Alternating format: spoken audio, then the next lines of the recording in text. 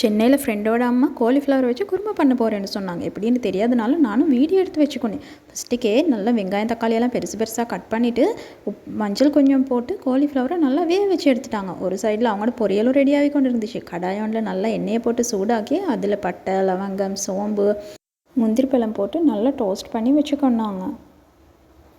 அதோட பெருசு பெருசாக வெட்டி வச்ச வெங்காயம் போட்டு நல்லா மிக்ஸ் பண்ணி கொண்டு இருந்தாங்க.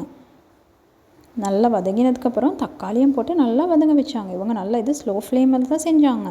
அது நல்லா வதங்கினதுக்கப்புறம் அவிச்சு எடுத்துக்கொண்டு காலிஃப்ளவர் எடுத்து தனியாக வச்சுட்டாங்க. மசாலாவுக்கு உப்பையும் போட்டு ஒரு சைடாக எடுத்து வச்சுட்டாங்க. இன்னொரு வெங்காயமும் வெட்டிட்டு இவங்க நல்லா வதங்கின மசாலாவை கிரைண்டரில் போட்டு நல்லா ஃபைனாக அரைச்சி வச்சுக்கொண்டாங்க. அதுக்கப்புறம் இன்னொரு கடாயில் மறுவா எண்ணெயை வச்சு காலிஃப்ளவரை போட்டு மிளகுத்தூள் கொஞ்சம் போட்டு நல்லா ஃப்ரை பண்ணி எடுத்து வச்சுக்கணும்.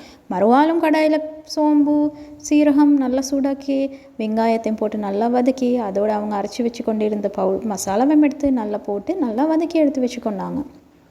இது நல்லா எண்ணெய் நல்லா வற்றி வார வரைக்கும் நல்லா வதக்கினாங்க. என்னடா பிரியாணியை விட கஷ்டமாக இருக்குதுன்னு பார்த்தா இதில் வேறு அவங்க இஞ்சி வெள்ளை போட்டு நல்லா காலிஃப்ளவரை போட்டு நல்லா மிக்ஸ் பண்ணி விட்டுட்டாங்க. நல்லா மிக்ஸ் ஆகினதுக்கப்புறம் தண்ணியை விட்டு கொஞ்சம் நேரம் மூடி வச்சுட்டாங்க.